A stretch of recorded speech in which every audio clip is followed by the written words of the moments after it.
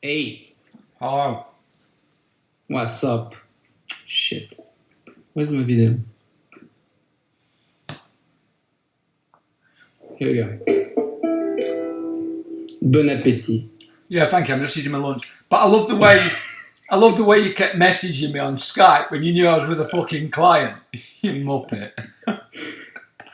Come on, it was just like for 10 seconds, and I gave you I don't know, an intuition to use, maybe. What to use? An intuition, an opening or perspective of the end of the world. I'm sure that will work for a client. Yeah, I'm sure it will. Yeah. You bet have lots to say today because I'm not stopping eating my lunch. What are you? What are you eating actually? It is wild rice, and it was wild. It was absolutely livid when they picked it. Wild rice with chicken, mushrooms. It's a crock pot meal I do. It's really nice actually. And you're drinking red wine, which is outrageous because I'm training all weekend and I'm just not having alcohol till. You know what happened. I was talking with my wife and they said, "Do we have beers?" And she said, "No." I said, "Oh." Presumably you beat her to a bloody pulp. And I said, "Shit, I don't have beer." So my entire image just blown away. Yeah. I'm known as a guy with a bottle of beer in my hand, and suddenly I'm upgrading myself with a glass of wine. So I'm looking kind of stylish now, or like an hipsters. But people can't see this. Trust me, he's not looking stylish. There's a great newspaper headline, and it was woman stabbing. Anybody can check this on the internet. You'll find it. Woman stabs man with squirrel. How possible? Well, you didn't know at the time, but it was a ceramic squirrel. But this woman had gone apeshit. It was Christmas Eve, and her husband hadn't stocked up on beer, and they'd run out of beer, so she attacked him with a ceramic squirrel, and it broke, and she stabbed him with it. Yeah, okay. So what are you implying here? Is I shouldn't ask my wife about beer or things like that? No, that you should just stab her with some furry rodent-like creature, maybe, to teach her a damn good lesson. That would never happen again. So that's good advice, man. I'll take this. It is. Yeah. So I've run out of things to say now. I'm done with squirrel shit. Oh, I'll tell you what. I have something to say, actually. No, go on. Yeah. I can do that because you started last time. So I said, and I think last time you did something. Actually, I'm doing you a favor right now. You know what? Because right now you can eat your stuff, and with peace you can listen to me. Okay. And what I was thinking is, and I listened back the podcast. I'm sure you didn't, but I listened it back, and you said something very interesting between all the things that you said. But one thing that you said was extremely interesting was one of the questions, which was, what do you want to achieve, right? What do you want to achieve? Which is a key question that we can always use. And I was thinking about this question related to a podcast. And I remember something that happened during our conversation. And one of the things that happened is you do your thing, which is this is actually why I like you, is because you use a lot of humor, you use a lot of references, very smart, very eloquent, very, very well put it and everything. By the way, I'm giving you a lot of praises right now. Yeah, no, man, listen to this. I'm not sure that. I'm presuming your body's been invaded by aliens. You've been anally probed, and take that and eat your stuff, with elegantly. By the way, because right now, I'm giving you praises, and if you throw back or something, it will ruin your image. So try to be, portray the image that I'm trying to portray right now from you. But anyway, so. And when you were talking and talking this way with all the stuff that you were saying, something happened to me, and this is how I ended the podcast. And when I said I was felt vulnerable, because suddenly I was trying to say in my head something popped up, and I say, shit, well, is like this, is smart, and what I am here right now, I'm not good enough. I'm not good enough. I need to top that. I need to come with something very smart and very comical and something, try to kind of balance that. And and and when you stop, I've tried to come with something, and you did something very good actually. You started this music thing, the jam thing. You just put the YouTube thing, and you started to play this, right? And that put me out of this, because this fear of being not good enough, this fear of saying, oh shit, I need to come with something smart to say, otherwise people will look at me to say, you're just a dickhead, you're not as good as him. And you know what you did by playing this music just put me out of this thing, and to say, what do I want to achieve with this podcast? And I'm not trying to achieve to be you, actually. I'm trying to be me, as authentic and fun and idiotic and not smart, but being myself, actually. So, and this is one thing, but I was thinking about before starting with. Okay. Yeah. And what do you think about that? What do you think about this? Yeah. Or do you want me to talk again, just to let you finish everything? I have more things to say. No, well, in my experience, people who say they're not smart tend to be fairly smart. And, often, it takes a certain amount of awareness to say that. I don't know what to say really. It's interesting, and it had never crossed my mind, because I was thinking, fucker, he can speak other languages and he can play a guitar, and I can't play guitar, and he's younger than me, and my wife thinks he's hot. Fucking hell, how can I match that? We all think things like that, don't we? Well, not everybody, but a lot of people do. It's just, it is what it is. I think of you as being, the straight, stupid one, and I'm the funny, intelligent one. No, you're the eye candy for the ladies, except it's a podcast, and so I don't know. But that's very interesting, because I think this is something which is, you judge yourself within, with this, and this is not the reality. You presume how people think of you.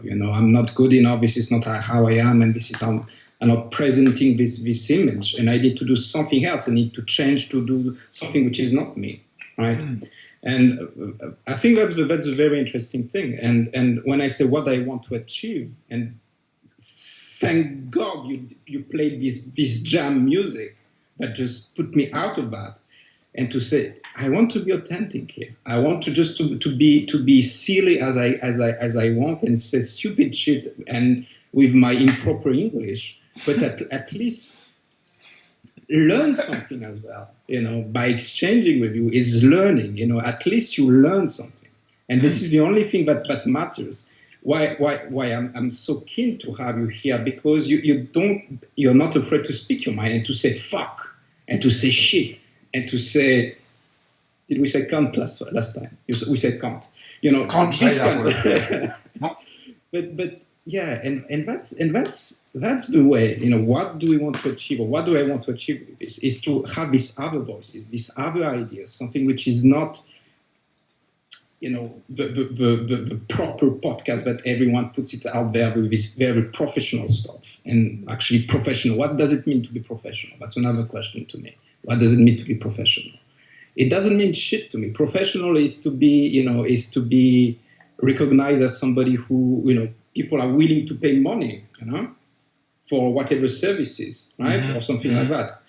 And by the way, people are willing to pay money for you when you swear and be authentic and all this stuff. So you are professional as you are right now, So it doesn't mean that you need to be polite and square and have a very nice tie and things like this to me.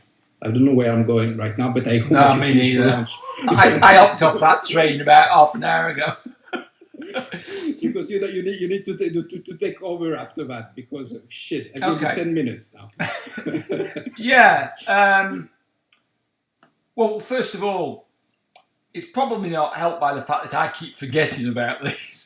I just got, strangely enough, I actually thought this morning, I wonder when we're doing another podcast with Olivier. I must shoot him an email. I didn't realise we got something. I'm just my time management and is not good. It's not good. Let's be honest. Anybody listening to this, do not hire me for time management help. You're fucked if you do. We both are, actually. I'll probably never even make it for the session. But I want to. I was going to say I've got something in mind to talk about, but I hadn't. I didn't even know we were having this podcast till about half an hour ago, and you started badgering me on Skype. But let's talk about. I think we should get. Have you seen my latest blog post? That I only posted yesterday. So of course I've seen it, and I've said, "Oh shit, you did that." Oh, you did that. Okay, you did it. Okay. Fine. So basically, introduce it. So it was called the final nail in the law of attraction coffin, and it was a thinly veiled attack on Deepak Chopra and his bullshit lies and crap. So if anybody just very very briefly, Chopra. Is a strong believer in the law of attraction. I think he's written some good stuff actually in the past. I don't want to throw out the baby with the bathwater, but he's a big proponent of the law of attraction, and he claims that quantum mechanics explains how the law of attraction works. But what he misses is the fact that even quantum physicists don't understand how quantum mechanics works. There's nobody in the world that fully understands it. Probably the greatest mind on the topic ever was Richard Feynman, who won the Nobel Prize for Physics, and he said, there's a couple of his quotes, but along the lines of if you think you know what quantum mechanics is, you don't know what quantum mechanics is. Except Deepak Chopra, he does know, and let's face it, he's an endocrinologist. He was trained in endocrinology, so why wouldn't an endocrinologist know more about quantum physics than somebody that does it for a living? It's obvious to anybody. They just need to consult Deepak and he'll sort of enlighten them. But there was a great interview that he did. I don't know if you've seen it, and he's still up there on YouTube, or at least it was fairly recently, where he was interviewed by Richard Dawkins, the famous sort of, God disbeliever. And I'm okay with Dawkins. I find him a little bit strident and a bit lacking in humour, but he's obviously a really intelligent guy. And I'll come back to the interview in a moment, but basically there was like a Twitter war between Dawkins and Chopra, except it was a one-way war with Chopra tweeting and digging at him all the time. And this is a man that's supposed to be enlightened. He says he's enlightened, but he's having pops at Richard Dawkins, who's just ignoring him. It reminds me of the Jim Jeffries sketch about the God writing the Bible. He said, the devil's never written a Bible. It's just like, as far as I'm concerned, God's writing shit about the devil, and the devil's going to go, I'm not even going to go there, son. I'm just ignoring it. And takes the higher moral ground. But anyway, So going back to he's been just to me like, seriously, dude, you need to get over yourself, because Dawkins schooled him in this interview when he asked him, and I can't think how it went exactly now, but effectively Deepak Chopra said that quantum physicists had hijacked the term quantum physics for their own ends. And Dawkins kind of repeated it. So you're saying this, and you could immediately see Chopra's face like turn into this kid with the hand in the cookie jar, and he's like, you can almost see in this microsecond like, oh fuck, there's no way back from this. I've already said it. I can't now deny it. And he's like, well, I think I mean, is there anything more ludicrous and more willfully ignorant and more look at me. He may as well have pulled his pants down and shoved his arse out the window. He couldn't have made himself look a bigger idiot. And it's so...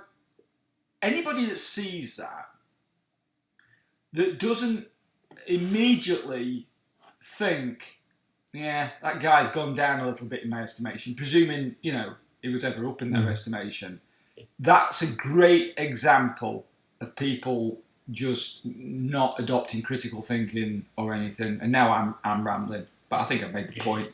He's a bit of a dick. I like the conclusion. Just in summary, Deepak Chopra. We saw that, I've seen the interview. Actually, I haven't seen it. I've watched 3 minutes, actually, the Dawking.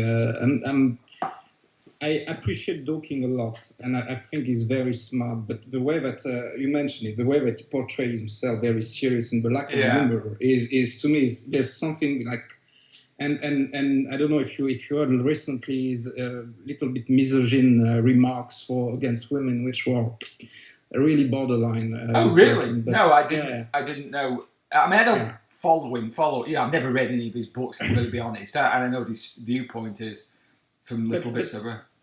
But what I didn't went past that because I've just seen the first image and you see Chopra very, very actually like almost scared by Dawking, like the very first images. He was like very like almost very defensive and what Chopra always does that is mention consciousness, awareness, all this big jargon like from quantum physics, the observer effect and all these kind of things and it's very hard for you to link all this, and because he's very he can talk this way, and you think, well, he must know what he's talking about because he threw all these big words, But I've seen another interview. Well, it wasn't an interview; it was a debate between Sam Harris and Chopra.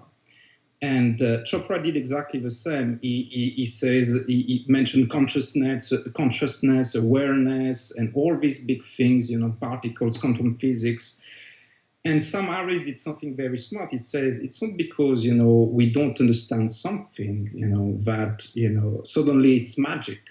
Suddenly it's met exactly what you say. It's in this realm of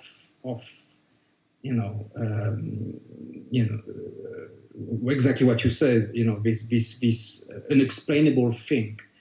It's because science doesn't yet have exactly how does it work, but it will come a day, and this is not by using these big words that you make sense right now, So that's, I don't know if I explain myself very correctly, but this is science, it's not because exactly what you mentioned. Quantum physics, nobody understands that. It's extremely, the way that the particles evolve and all this stuff. We don't understand that, but it's not because we don't understand that it's magic, right? It's not because you have this that you have the suddenly the positive thinking that will open your minds and open all the possibilities, and suddenly you'll be a billionaire because you by this observer effect, you influence all and the future and everything would be open for you. Okay. I don't think that I'm very clear right now. Well, we should get people to write in and say, well, what do you think Olivier was talking about at this section in the podcast? The winner will... What did you understand from all this? I think nothing. That's fine. Yeah. Well, I think really what we're basically saying, let me sum it up. Deepak's a tit, and the law of attraction is well, it's ridiculous, isn't it? Let's be honest. You're checking your phone, aren't you? Remember? Oh yeah, you're playing with Lego. Yeah, I forgot. And I'll forget again next week when I say it, by the way. So if you just want to wave the Lego at me sort of randomly, that would be just to remind me. So you see, you've got a memory. Think about that. That gives you a one-up on me. That's an advantage. You don't have memory? No. Well, okay. I've obviously got some memory, but it's probably probably not as great as it could be. So let me ask you a question. Okay, so you say everything, the secret and all this positive thinking and stuff is kind of bullshit, right? Is there something that we can use actually? Is there like, I don't know, 2% in this that you think that is worth kind of exploring and worth considering? Well, I'm not saying I didn't necessarily say positive thinking is bullshit. I'm saying it's not the, well, I'm not saying, science is saying it doesn't have the effects that we necessarily thought it did. So if you think about, the birth of the self-development movement, in modern times, I'm sure it goes back to the Greeks and what have you, but, if you look at like people like Napoleon Hill and Earl Nightingale, and then, what's his name, Norman Vincent Peale, his best-selling book which came out in the 50s, I think, was The Power of Positive Thinking, I think it was called. But the problem with positive thinking is it can also have a negative effect. As I said in the post, the people that are constantly thinking positively all the time, then when severe adversity hits them, they find it difficult to deal with it because they've got nowhere left to turn. Because you can't suddenly be positive if you lost your partner, or you had one of your kids killed, or you've got a terminal diagnosis. It's very difficult. So they've only got one coping mechanism, and it's this: just be positive. And it's not useful. And also, positive people just tend to achieve less. It's just been proven that they just so. But I think you can definitely there's a risk of throwing the baby out with the bathwater, because there are elements of positive thinking that are useful. We don't want to be constantly focused on the negative stuff. But again, for anybody listening to this that's not read the blog post, just so they know what I'm talking about, it's just I was basically being sent a book to review that's really the whole positive thinking thing has been dispelled over a long period of time. But the latest research, or the research that's been going on over 20 years, really takes it even to a different level, in terms of that when people constantly visualize positive outcomes for themselves, the outcomes were less positive than people that didn't, than people that thought about the problems and what have you. And that's why really I was saying, the last nail in the law of attraction coffin, because it by just focusing on what we want and nothing else or whatever, well, you're not going to, you're focusing so far down on what you want, you're not going to see the fucking wall that you're about to walk in front at knee height. Do you know what I mean? And it's and it's in some respects, and I said this, but it was kind of an uncomfortable read, because I used to believe in the positive thinking stuff. I swallowed that when I first got into self-development, 12 years ago, when I started reading books now. And I was into, I've got to think positively, and I've got to focus on what I want and all this stuff. And and it's no good, I'm saying it didn't work for me. And that's not to say it doesn't work. That's not what I'm basing my experience on, because it didn't work for me. Because I just thought, I must be not very good at it. And that's the thing. So my first doubts about The Secret, I can remember it very, very clearly. So I was given this movie just on a blank CD with somebody I was training with, and I had it in my in tray for a few weeks. And I watched it. I thought, this is really cool. And I just wasn't thinking particularly through it all, and I got sucked up into the hype. And then not long after that, I had a client come to me. Basically, he said something along the lines of, my life sucks, and I've seen The Secret, so I know it's my fault. And I immediately, that was my first thing, hang on a minute, and that's when I started thinking about this. So does that really mean that everybody that's got bad shit in their life brought it upon themselves, And we can all do the examples of 6 million Jews or 20 million Russians slaughtered by Stalin, or the babies born with crack addiction to mothers who are crack addicts and things like that. It's just like, and then you start thinking of it like that, and it just gets all a bit silly then. And if a law is a law, then it's got to work every time, not just sometimes, And the whole vibration thing, and I've seen Esther and Jerry Hicks, or Esther Hicks, do a whole thing with channeling Abraham and that, and she's very, very good.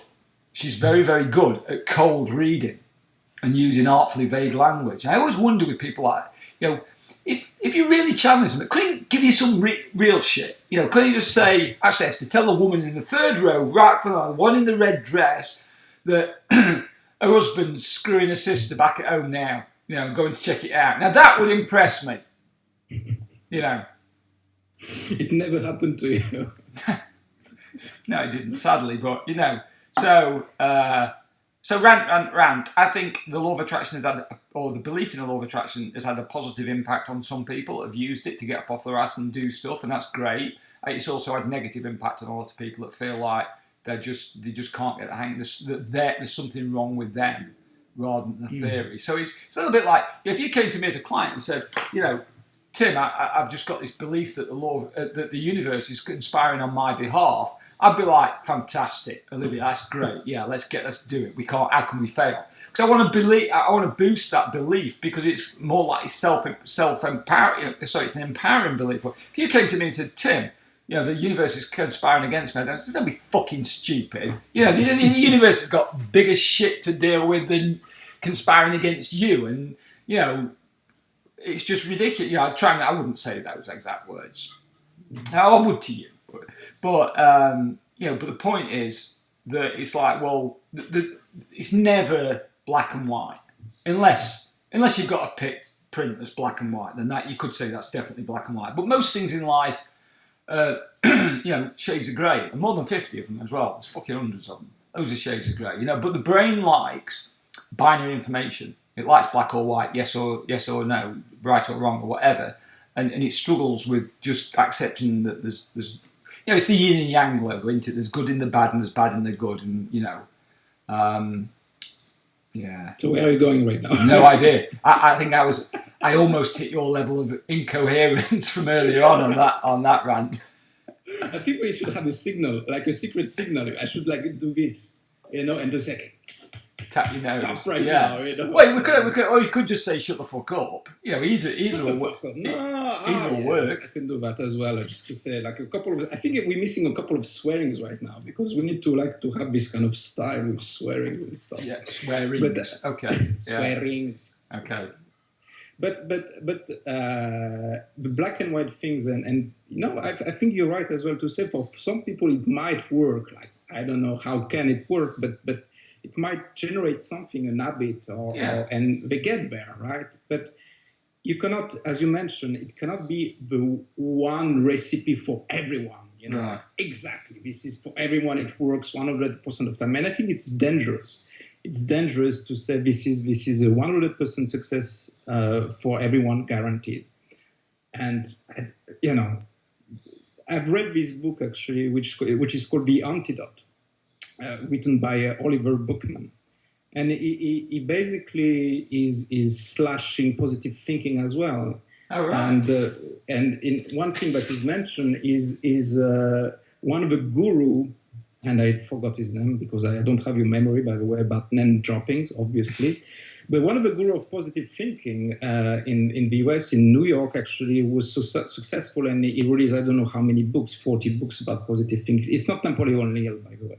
But he built a cathedral or in crystal. It was all transparent and everything. So he was so successful, he had so many money, and he decided to have these big stadium, gigantic events where he had inspirational people talking about positive.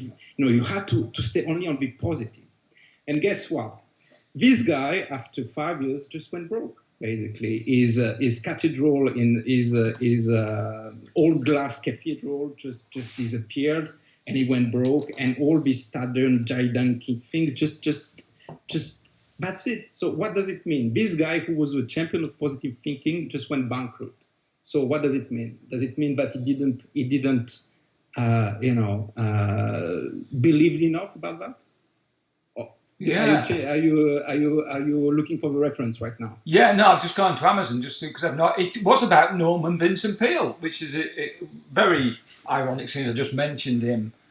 I had no idea that Norman Vincent Peale went bankrupt. Although it actually doesn't say that because it also talks about Eckhart Tolle as well. Obviously, he's not gone bankrupt. But that's interesting. That's a little bit like the. Who was the guy from the 80s, the big running guru, who then had a heart attack in his late 40s and died? Was it? I can't think who it was now. Was it Steve Prefontaine? Am I getting mixed up? No, I'm getting mixed up with somebody else. But anyway, this then a little bit, and also Atkins, the guy who started the Atkins diet, didn't he have a heart attack or something? No. I don't know if that was... But no, it's actually, exactly no, I what- think he fell over on some ice and killed... But it's exactly that, you know, you're just looking at the person himself. It is okay if they are so successful with this, you know, they should transpire that, but it's not the case. So my story may not be it's very, very accurate, and because I read the book like 3 years ago, but this is what pops in my head. Right. But the book is very interesting because it says that, you know, you some of the time you actually not some of the time. You should go also in the dark side of things, you know, to fully experience stuff. You know, there's other philosophy like Stoicism, you know, where you need to go there. You know, you need to feel the pain, and you can learn so much with the pain. And today in our society, where, for instance, death, it's not even, you know, you cannot mention death at all, you know, or things which are bad or black, you know, and you stay this. I think we are missing a lot from there. We're missing a lot. You know, in order to really enjoy and be fulfilled and happy, I think you also need to look at this side of things. And I think this is, for me, where positive thinking is lacking. If you're only focusing on this very, very positive thing, you know, and you don't allow yourself to expand your range and maybe go on maybe something which is more painful, but you're learning more stuff, actually. Yeah, that's almost like a Buddhist perspective, because the whole Buddhist perspective, you know, that one of the toughest meditations to do is the 6 element practice, which is really just meditating on our own impermanence, the fact that we are all going to die. You know, Exactly. that, you know, in 150 years' time, there will be 8 or 9 billion people on this planet that never met anybody listening to this, or any, you know, it's just, and it's kind of mind-blowing when you think about it, you know, because we're a long time dead, to the best of my knowledge. Unless there's any Hindus listening, then they get to come back again a few times, I think. But, you know, for the most of us, that's it. It's one and done. We're out. And yeah, you're right. I'm not sure. I think it's almost like if we don't acknowledge it, then therefore it doesn't exist. I also think that, yeah, I grew up with the expression that my mum used to use a lot, in tempting fate. You know, so if you talk about that, you're tempting fate. You know, if somebody says to, you know, I haven't had a cold for 5 years or whatever, oh, you're just tempting fate now. Like, seriously? There's something, not only we've got the universe sat up there, we've also got fate sat up there. Don't fucking tempt me. Don't tempt me. Oh, that's it. You've fucking done it now too many times. I'm sending you a cold. So not only is it this big thing called fate, it has the ability to, you know, to inflict illnesses and so on and so forth on us. So yeah, it's a bit silly, isn't it? We're still, you know, as a race of or, you know, as a species, we're still so much wrapped up in superstition, I suppose is the word. You know, whether that's religion or stuff or things, you know, because it gives people comfort. I think that's what people want, comfort, don't they? You know, they don't want to, you know, my sister and brother-in-law, their best friend, has got cancer at the moment, and is, and you know, he's not gonna last very, very long at all, and he's a super guy. And my sister was trying to get him to do a will, and I'm like, how difficult a conversation is that to say to a friend? Because you're effectively saying you're dying, you need to sort your shit out because he's single. And yeah, I couldn't imagine. I don't think I could have that conversation with one of my friends. I think I'd be in tears, you know. And yeah, but maybe it's something that you can trigger there. You say you'll be in tears, but I think can it bring it something there? Because suddenly you're not lying anymore with each other. You go to a level which is a little bit deeper, actually. Yeah. Well, you know? June, my sister, was telling me yesterday when we were talking about this, that she'd just been listening to something that morning. She's back in the UK I think it was on Radio 4, an interview with Linda Bellingham, who's an actress who's got cancer. And she said, you know, whereas it's not a gift to her, she was saying that, you know, she's put all her affairs in order. She said now all the conversations are meaningful. That, you know, all family stuff like that everything is precious and worthwhile, and you know, and effectively I suspect she's not dicking about on Facebook trying to wind up Richard Dawkins. Do you know what I mean? Or Twitter, rather. You know, to make a point and to look smart. But that's very interesting right now, because in this kind of moments, which are dark moments, or in my head, I have this secret project. Actually, in my head, is to write a book and to say actually the best life coach is death. Death is the best life coach. Sorry, Tim, not you. But why I'm saying that is because, when you're facing this mortality thing, suddenly things are more important, Suddenly you remove all the bullshit, and you do things that you really want, You talk about things that you really want. All these things, layer of superficiality, forget that. What is the most important right now? What I really want to do, what I really want to achieve, what is really important there. And I think this is something which to me is it's always in my mind here. It's always in my mind, It's these things we need to talk about as well. Sorry, maybe I'm going into a very dark side, but I think to me that's very interesting. Yeah, I want to, because I've taken on a coach. I toyed with hiring you, and then I thought, no, I want somebody that knows what they're doing. Sorry, that's not true. I never toyed with hiring you.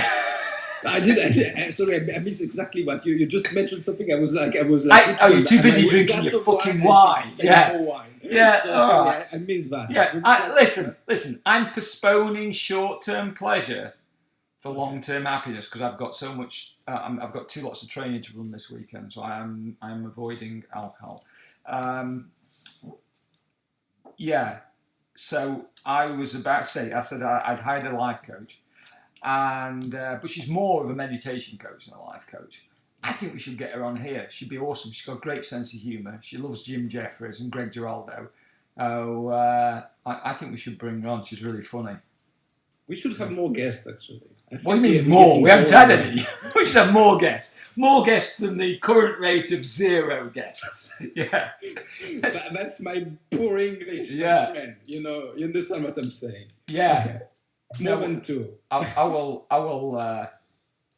talk to her. I will invite her on. But then we have to figure out how we get 3 people onto this call. Have you got?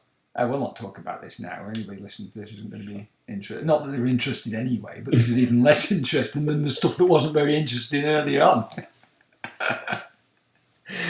So, yeah, okay. I don't know. Point, you have to bring a story about her. Well, was it? No, there was no story. It was just other than she's taught me a type of meditation I've never used before. I was aware of it. It's a contemplation meditation. So basically, on a contemplation meditation, you kick off the meditation. You do a little bit of a body scan and then some focus on the breath, and then you introduce a question. So the question could be, or the question is, in my instance, what do you want most out of life? And then you just see what pops back up, what word comes into your head. And then you follow that up with, what are you doing to achieve that? And it's a really interesting in conversation, because the first time she took me through this, the first answer I got was peace. Okay. And by that I mean peace of mind. Just being okay. And the answer came back, fuck all. What are you doing to get it? And I've thought about this since. I've done the meditation a few times. Things like, sometimes I put myself in situations where I know. So you could say there's an element of writing that blog post that I know is, well, I've already had somebody rear up against it in the comments, albeit in a very, very dignified and agreeable manner, but basically told me I was wrong. So I know things like that are likely to bring, to possibly disturb my peace. Not blog posts, maybe not so much blog posts. I've been doing it for so long now, pretty much negative comments just roll off my back. It just amuses me. But certainly on things like getting into petty arguments on Facebook and, social media or on other people's blogs. A few times I've read a blog post and it just was basically shit. I hate it when people put out information that's false. So one I remember in particular because the guy had just been voted as the best up and coming blogger. It was a ridiculous system how they did it. Basically, he just got more people to vote, asked all his friends to vote for him. And I went and read I thought, I'll go and check this kid out, and if he's up and coming blogger. And his first post was on hypnosis, and it was one of those posts where if you didn't know anything about hypnosis and you read it, you'd think, oh, this guy really knows his shit. But if you've trained in hypnosis, which I have and he hasn't, you realise he got a couple of things, fundamental things, badly wrong. Now, I can't keep quiet with stuff like that. So if I wanted peace genuinely, I'd back off and just think, oh, okay, I can't influence that. But what I normally do is go steaming into the comments, pointing out. I'll try and do it as diplomatically as possible, but I don't really do diplomacy very well. It's not one of my strong. If it was an Olympic sport of diplomacy, I wouldn't be asked to represent the UK. I don't think so. So maybe there's a bit of a contradiction going on there, a bit of a hypocrisy. No, so I want peace.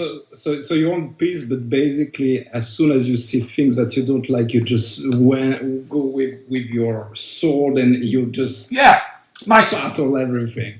Right. Yeah, there was a British politician called Jonathan. What was his second name? Aitman, was it? But basically, he got accused by I think it was the Guardian newspaper. I'm going back probably 15 years ago. He got accused of corruption. They claimed he'd gone to Paris and taken his wife and his daughter, I think it was, and basically put the expenses down to build the government for it effectively. And he came out and he said, "I'm going to fight this with my sword of truth and my shield of justice." You fucking pompous idiot. And then he ended up in jail, when it was found out he was guilty. So it's just like, you're going to look really silly when they find out you're lying and you are corrupt, which they do. So, but Tim, I can, because meditation and all this is basically, as you mentioned, impermanence and, the present and but you have this passion in you, really, that I can feel, even when you eat this kind of shit.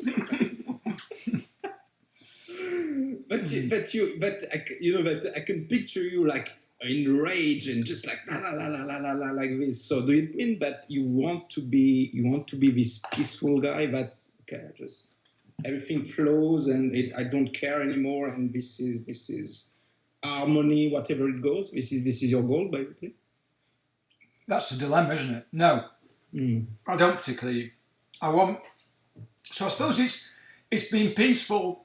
Then it will be doing what I can to correct false information. Just like I have no problem. That sounds a bit arrogant, but I have no problem with people telling me if I've got something factually incorrect, and I'll go and change it, and I'll acknowledge them in the body of the post.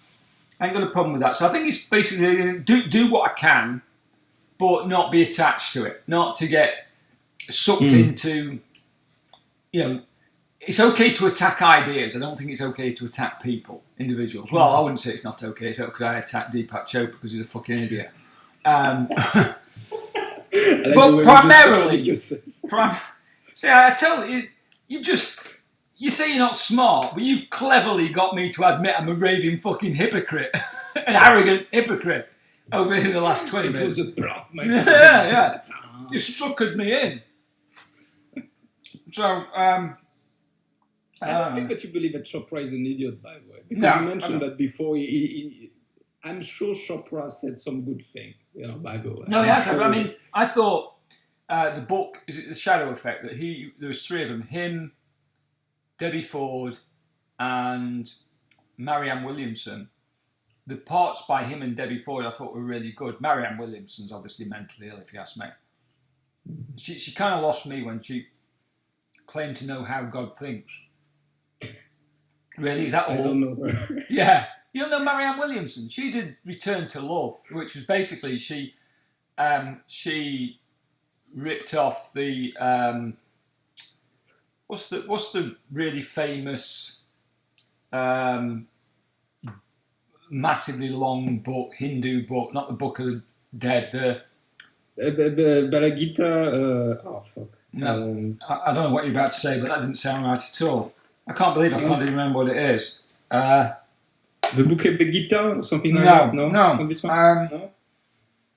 They do entire study groups just on this book. It's really, really. Okay. It's like about 200 bloody. I'm going to look this up now. I'm sorry, I'm on. But she basically took that and rewrote it. But obviously not rewrote all of it, but condensed it and called it A Return to Love, which became a massive, massive bestseller. I mean, way over 10 million sold. It may even be a lot more than that. Course in Miracles. Okay, so she read A Course in Miracles and then basically made a shitload of money from it. But anyway, and she says that basically she knows how God thinks. Well, that's what she said in the Shadow Effect. She said, that she knows how God thinks, and that kind of like, I immediately like, I'm not fucking ridiculous. How can you say that? That's. I don't know. Yeah, I really don't know, and I because she's standing for some political seat in California. I don't know if it's the governor of California. I think it may even, I don't know, because I don't really get involved in US politics, but she's standing for something. And I can imagine her getting a lot of votes just because, she's this fluffy, lovely, smiley Don't person. go to religion, man. Don't go to religion. Please. Please don't. Don't go to region? Religion. Oh, religion. No, okay. No, I wasn't really going to religion. I don't think she's like religious in that sense of the word, in terms of being, subscribing to one religion at all. I think she's invented her own. Yeah. But anyway, yeah. So going back to Deepak Chopra. I thought this part of that book was good, and I quite like it. I actually don't use it anymore because I don't tend to use meditations with music on now. It's got music on, but I've got a meditation of his which I really like. It's the what's it called?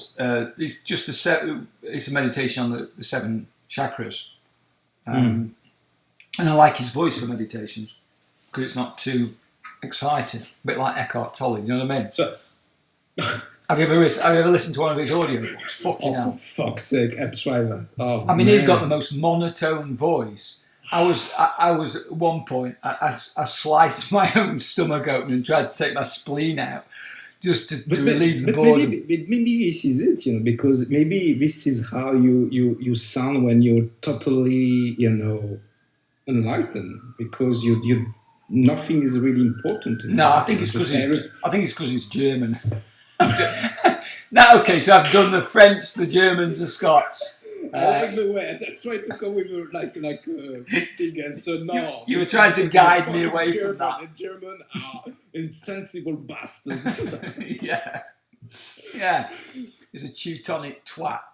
No, some of my best friends are German.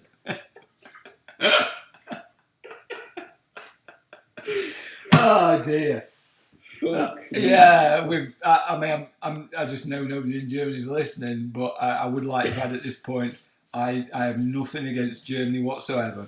It's a lovely country. We should. I need to rip the piss out of the Brits more, because I do that as well. So the English, we're all fucking stupid anyway.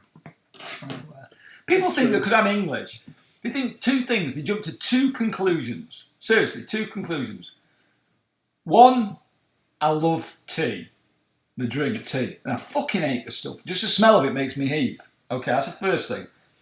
And second of all, I love the royal family. And I'm like, it's just, I don't know why. They're the 2 things that nobody seems to get a head round, that it's not true. I don't give a shit about the royal. When we went on a cruise with my in-laws, when William and Kate got married? When was it? Year before last? I can't remember. Anyway, and so we're on this big ship in the middle of the Caribbean, and there's a big movie theatre outside. We're on Princess Cruises, and they're actually streaming the wedding, and everybody's watching this thing. I'm like, honestly, why would I want to? I don't even want to go to weddings for people I know. Why would I want to sit and watch one of two people I don't know? He seems like an okay guy, and she seems like quite a nice person. But I'm really not that arse. But here's the deal: my mother-in-law watched it 4 fucking times because they kept playing it. I'm like, what the fuck? Seriously?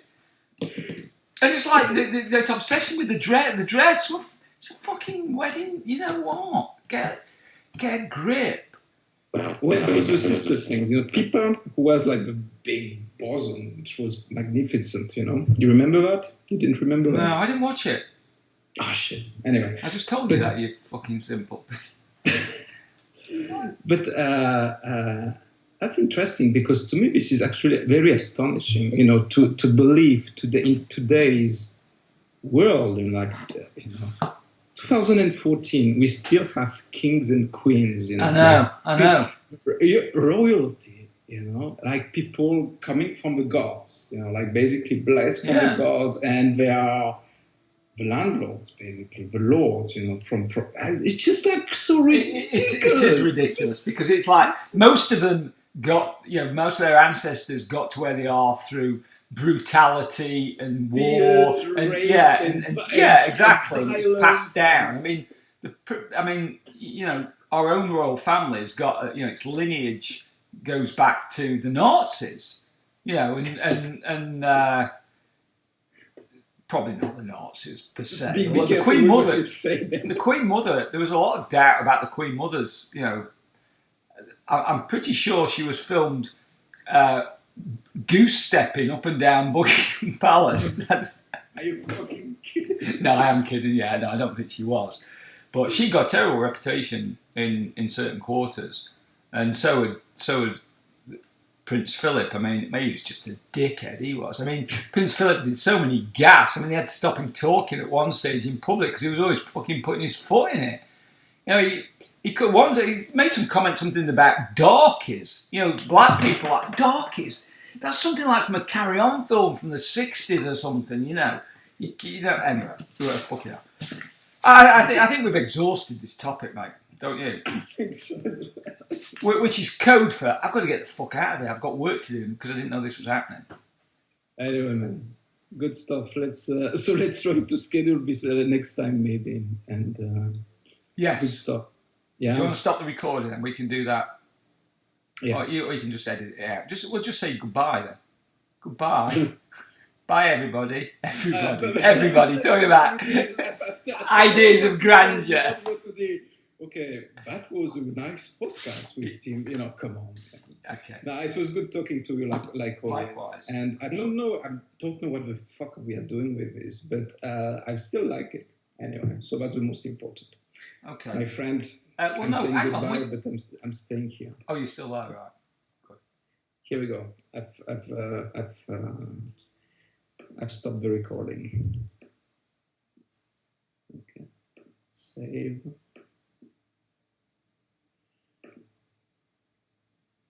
Here we go. So, what do you think? I can't do 2 weeks today. Oh, if you shit. One second, because when I stop the recording, it stopped as well. I cannot hear you after that.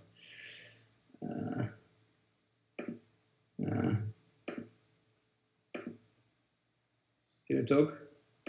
What? Talk, yes. That's okay. I can hear you okay. I cannot do, if you're thinking of 2 weeks, I can't, I'd have to start later again like I did because I've got the same client in at 11:30, so it'd probably be like 12:45 my time before I could start. Okay. Do you want me to ask Meredith? Have you got Skype? Have you got Skype that you can... Can you things? Huh?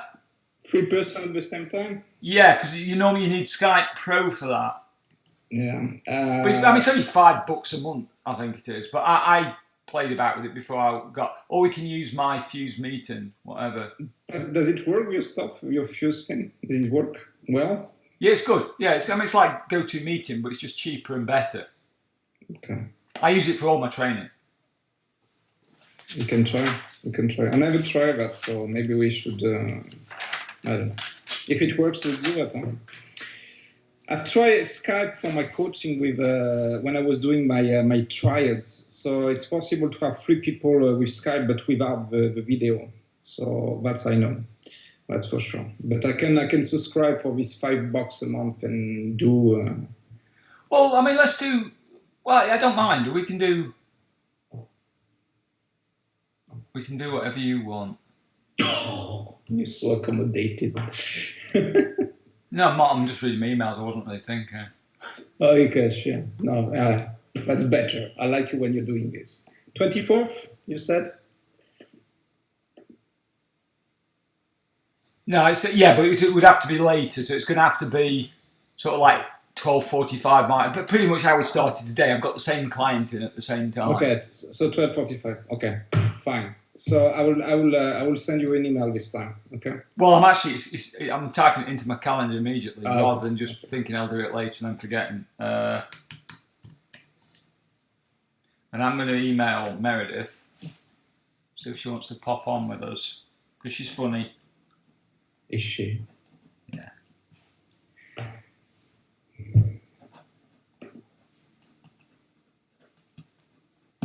Okay. Buddy, I'm definitely gonna have to go because I wasn't expecting this. I'm a little bit up against it to say the least now. But but it was my fault. I'm sure you are correct. Okay. Thank you, my friend. You're welcome. Thank you. Yeah. All right. Yeah. Have a good weekend, mate. Cheers. Bye.